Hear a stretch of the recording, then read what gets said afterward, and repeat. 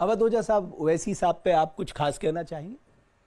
मतलब इस देश में मुस्लिम नेता के रूप में ओवैसी साहब एक बहुत ही पढ़े लिखे और बहुत ही मजे हुए राजनेता हैं। मैंने उन्हें मुसलमान के पक्षों को बहुत ही शक्तिशाली रूप में रखते हुए देखा, खासकर पार्लियामेंट में। मैंने उन्हें देश की तरफ भी उतना ही समर्पण देखा। जैसे ऐसा नहीं है कि वो सिर्फ मुसलमान मुद्दों को ही शक्तिशाली तौर पर रखते हैं। ऑपरेशन सिंदूर में देखिए, ऑपरेशन सिंदूर में देश दुनिया में गए भाई भारत का पक्ष रखने के लिए। बिल्कुल। और अच्छी बात यह भारत सरकार ने भेजा उन्हें। बिल्कुल।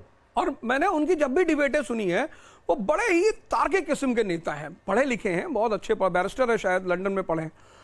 तो राष्ट्रवाद और दबे कुचले का मुद्दा लेकर चलने वाले एक बहुत अच्छे नेता माने जाते हैं। अब तेजस्वी जी ने उन्हें चरमपंथी किस आधार पर कहा, ये तो वही जाने। तो ये जो 17-18% है जिसको लेके बिहार में बड़ी राजनीति हो रही है, 17.7 के आसपास जो कास्ट सेंसस हुआ था, किस एक बात तो ये हुई कि साहब ये कहते हैं कि साहब 3% वाला मल्ला का बेटा डेप्यूटी चीफ मिनिस्टर, तो ये 17-18% वाले क्यों नहीं बन सके? 14% वाला सीएम, 3-3.5% वाला डिप्टी सीएम और 17-18% वाला दरी बिछाएगा। इस पर आप जरा प्रकाश डालिए। नहीं, ये बड़ा जायज मुद्दा है। और लोगों के दिमाग में कनेक्ट करता है। अच्छा, पिछले 10 सालों में कुछ लोग हैं जो अपने वर्ग के युवाओं के नेता बनकर उभरे हैं। हम ओवैसी जो को देखें तो जो युवा मुस्लिम वर्ग है उनके बीच में इनको बड़ी मान्यता मिली है। तो एक तरह से इन लोगों की बातें सुन रहे हैं लोग, और अगर सुन रहे हैं तो वोट कन्वर्ट होने की संभावना ज्यादा है। और ये जो तर्क इन्होंने दिया ओवैसी जी ने कि साहब 14% वाला सीएम, कितना लॉजिकल बात है ये, और 3% वाला डिप्टी सीएम और 17% वाला दरी बिछाने वाला, ये एक क्वेश्चन मार्क है MY फॉर्मूले पर कि मुस्लिम यादव आपके 2 पिलर हैं। तो यादव की तो आप चिंता कर रहे हैं, मुसलमानों की क्यों नहीं कर रहे हैं? तो चूंकि आप देखिए ना, आई थिंक 2005 का था, 2005 में जब रामविलास पासवान 29 सीटें लेके आए थे तो उन्होंने कहा ठीक है साहब, मैं क्योंकि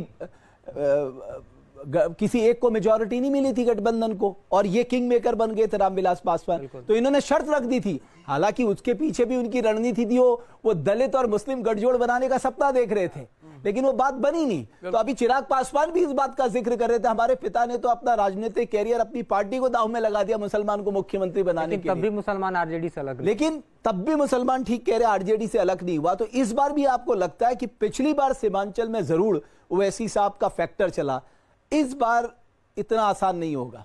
ओवैसी साहब चूंकि बहुत पढ़े लिखे इंसान है, बहुत, मैंने उनकी जितनी वीडियोस देखी है उसमें 2 चीज है कि इंफॉर्मेशन विद एविडेंस।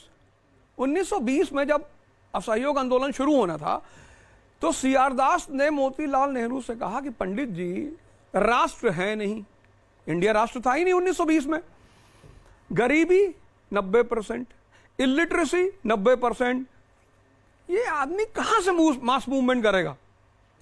समझिएगा मेरी बात को कि भाई राष्ट्र है ही नहीं, आप किस मुद्दे पे लोगों को बाहर बुलाओगे? 90% लोग गरीब हैं, 90% लोग अशिक्षित हैं, तो इनको बाहर कैसे बुलाओगे? जन आंदोलन कैसे करोगे? गांधी जी ने कहा हम कर लेंगे। तो CR दास ने कहा यार हम लोग को भी बताओ कैसे करोगे ना, हम लोग भी तो जाने। बोले हम कर लेंगे। तो मोतीलाल नेहरू ने कहा एक काम करो यार, दे दो मौका, अगर ये व्यक्ति हार गया तो हमेशा के लिए इस आदमी से हमको बवाल कटेगा, और अगर ये आदमी जीत गया तो राष्ट्रीय आंदोलन मजबूत हो जाएगा। तो दे दिया CR ने। नागपुर सेशन 1920, वहां पे गांधी जी ने एक बड़ा सटीक फॉर्मूला दिया, personal interest with national interest. दुनिया में R=R नहीं है, relation does not depends upon religion, क्योंकि आम आदमी का फॉर्मूला है कि अच्छा आप मुसलमान हैं, भैया हम भी मुसलमान हैं। जैसे हम ट्रेन में बैठे तो पता लगा, लोग सबसे पहले कहां जाते हैं, रहुआ गोरखपुर, अरे हम देवरिया, रिश्तेदारी कर ली।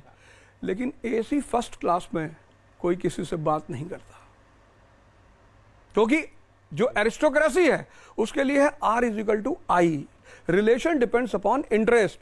मुझे ऐसा लगता है कि ओवैसी साहब मुसलमानों के बीच इंटरेस्ट पैदा कर रहे हैं, जोड़ रहे हैं कि देखो तुम 17% होके भी डिप्टी CM के हकदार नहीं हो।